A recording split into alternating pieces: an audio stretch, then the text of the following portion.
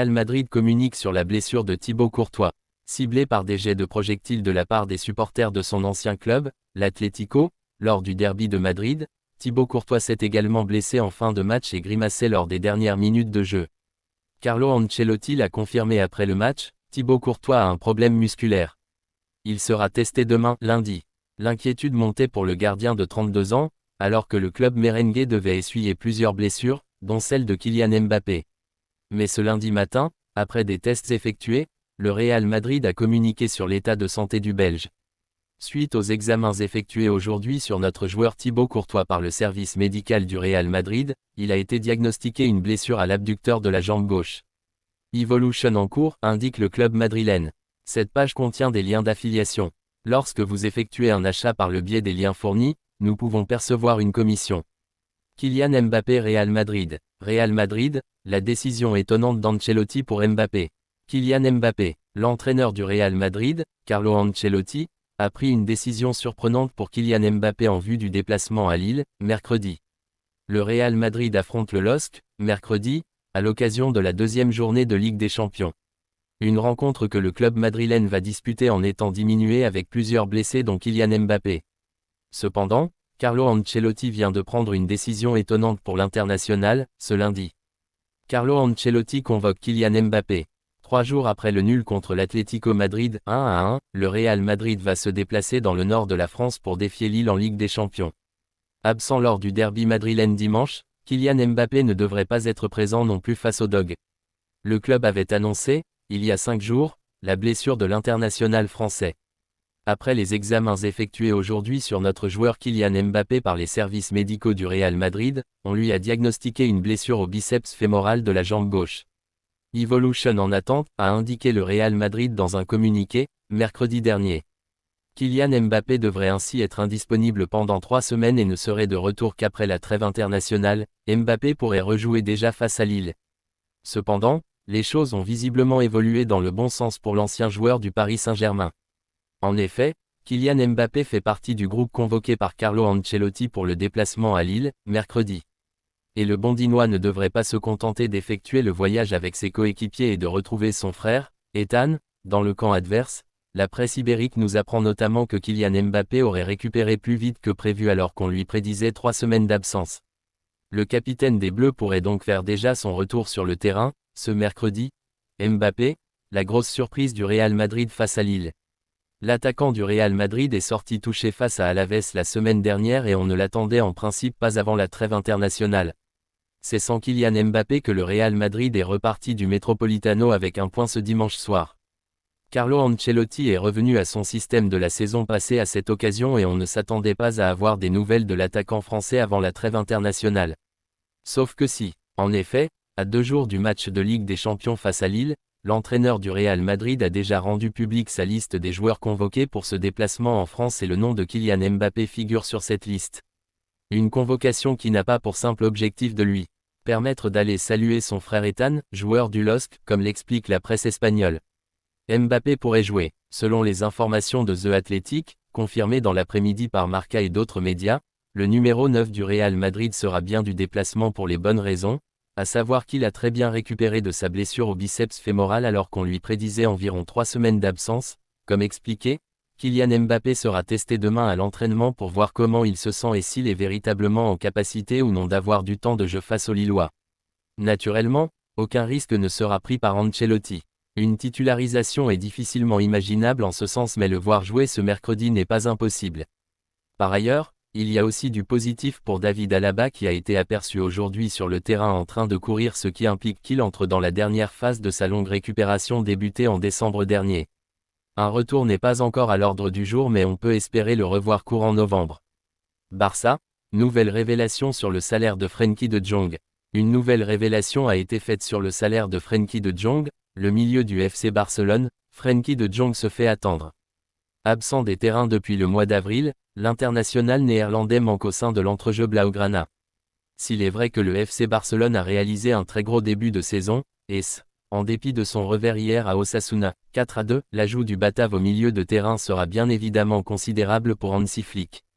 Ce matin, l'ancien Amstelodamois lâchait quelques vérités au micro de Barça One et révélait que son salaire était bien en deçà de celui annoncé par la presse, 37 millions d'euros bruts.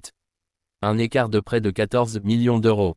Dans la foulée de cette intervention médiatique, Sport a fait le point sur ce dossier. En réalité, il toucherait 19 millions d'euros bruts par saison, mais à ce chiffre il faut ajouter deux concepts, l'un fixe et l'autre variable. Ainsi, en plus de ces 19 millions d'euros, De Jong touche une prime de 4,2 millions d'euros bruts. En d'autres termes, son salaire cette année est de 23,2 millions d'euros bruts. Il pourrait gagner 2 millions d'euros supplémentaires en fonction du nombre de matchs joués, mais au vu de sa blessure, il a peu très de chances de toucher cette somme. En conclusion, il existe un écart de près de 14 millions d'euros entre le salaire réel touché par De Jong et celui annoncé par la presse. Il n'est donc pas le salaire le plus élevé du club puisque Robert Lewandowski émarge à 32 millions d'euros bruts annuels. Barça, Wojciech Szczęsny passe sa visite médicale. Wojciech Szczęsny au FC Barcelone, ça brûle. Le gardien polonais est arrivé ce lundi en fin de matinée au centre d'entraînement du Barça pour passer sa visite médicale et officialiser sa signature. À 34 ans et quelques semaines seulement après l'annonce de sa retraite, l'ancien gardien de la Juventus s'apprête donc à renfiler les gants. Il serait en ce moment même entre les mains des médecins de la Ciutat Esportiva. Recruté pour pallier l'absence de Marc-André Ter Stegen, blessé gravement au genou et qui devrait louper les 8 prochains mois de compétition, Szczęsny signera un contrat d'une saison avec les Blaugrana, si bien sûr il passe le test de la traditionnelle visite médicale. Le portier polonais ne pourra cependant pas disputer la Ligue des Champions, avant janvier, avec les Catalans, car il n'a pas été inscrit avant la fermeture des listes par l'UEFA. Commenté 106. Équipe de France, Antoine Griezmann est-il vraiment dans le top 3 des plus grands bleus de l'histoire? Antoine Griezmann et Kevin De Bruyne. Ce lundi, Antoine Griezmann a pris sa retraite internationale avec l'équipe de France. Sous l'euphorie, ou pas, plusieurs supporters et médias français ont affirmé que le célèbre numéro 7 des Bleus était dans le top 3 des plus grands joueurs de la sélection tricolore. Un statut qu'il peut mériter, mais qui n'est pas si évident que ça. Que l'on s'accorde dès cette première ligne, l'équipe de France a perdu l'un de ses monuments ce lundi. Avec sa retraite internationale, Antoine Griezmann a choqué tout son monde et le vide qu'il va laisser sera dur à combler dans un premier temps. Puis comme toutes les légendes des Bleus, il sera remplacé. Car oui, l'attaquant de l'Atlético de Madrid restera une légende de l'équipe de France et cela ne sera jamais remis en question. Alors qu'il souhaitait disputer sa 4e Coupe du Monde dans 2 ans sur le continent américain comme il l'avait confié en septembre dernier, Grisou a décidé de tirer sa révérence après 10 années chez les Bleus durant lesquelles il aura compilé 137 sélections, 44 buts et 30 passes décisives. Un bilan suffisant pour être considéré comme l'un des 3 meilleurs joueurs de l'histoire de l'équipe de France. Rien n'est moins sûr. Oui, Antoine Griezmann est aux côtés de Zinedine Zidane et Michel Platini.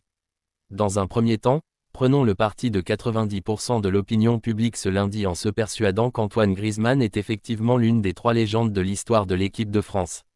Bien que les statuts de Zinedine Zidane, visage de la première Coupe du Monde de la France, et Michel Platini, héros du premier trophée de l'histoire de l'EDF, ne soient jamais remis en question, il faut désormais savoir si le natif de Mâcon complète ce podium. Force est de constater que Griezmann a un bilan comptable qui lui permet d'y prétendre sérieusement. Meilleur passeur de l'histoire de la sélection et 4e meilleur buteur de cette dernière, le joueur de 33 ans détient également le record du nombre de matchs joués avec 84 entre août 2017 et novembre 2023. Homme de base de Didier Deschamps, le seul sélectionneur qu'il aura connu sur cette période, Antoine Griezmann aura été prépondérant durant plusieurs compétitions pendant ses 10 ans de vie au château de Clairefontaine. Joueur au QI foot élevé, il sera rentré dans le cœur des Français dès l'Euro 2016.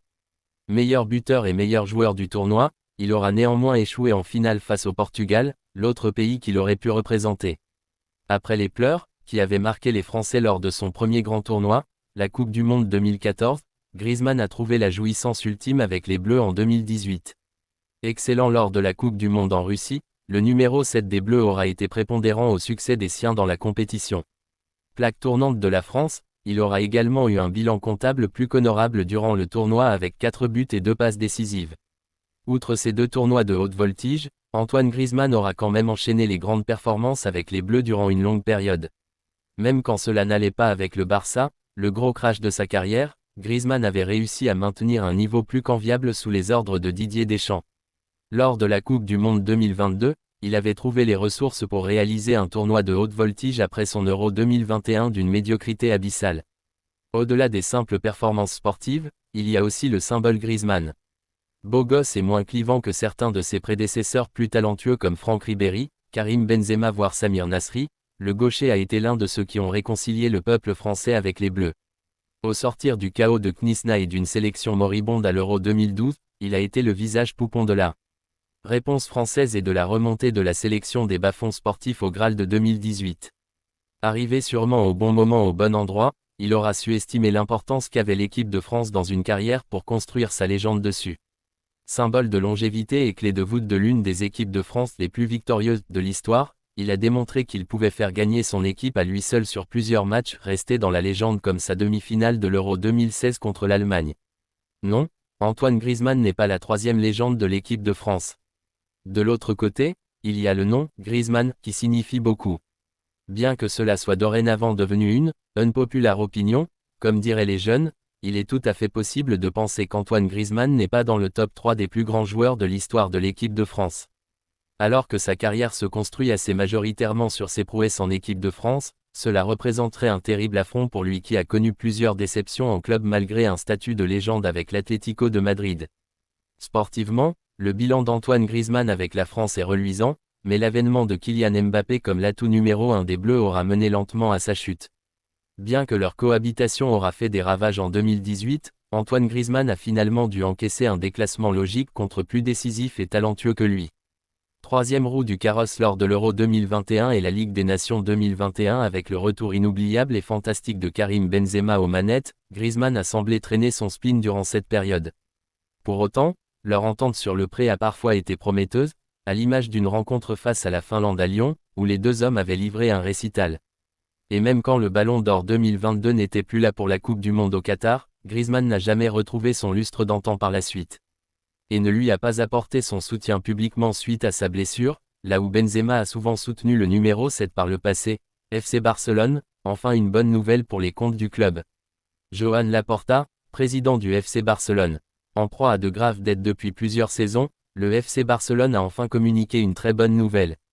Si la situation globale reste alarmante, il y a du mieux à souligner. Les inscriptions et les transferts ont pris la forme d'un grand jeu d'équilibriste, mais l'avenir du club pourrait être un peu plus clair et précis. Le conseil d'administration du FC Barcelone s'est réuni aujourd'hui en session extraordinaire pour approuver la clôture des comptes de l'exercice 2023-24e et le budget prévisionnel de la saison 2024-25e, tous deux devant être approuvés par les membres délégués du club lors de l'Assemblée générale ordinaire. Lors de la réunion, le président du FC Barcelone, Joan Laporta, a tenu à souligner que le club a réussi à enrayer le déclin économique des dernières années et à confirmer la prévision de bénéfices ordinaires positifs, 12 millions d'euros, comme annoncé lors de la réunion du Sénat du Barça du 12 juin et lors de sa conférence de presse du 3 septembre.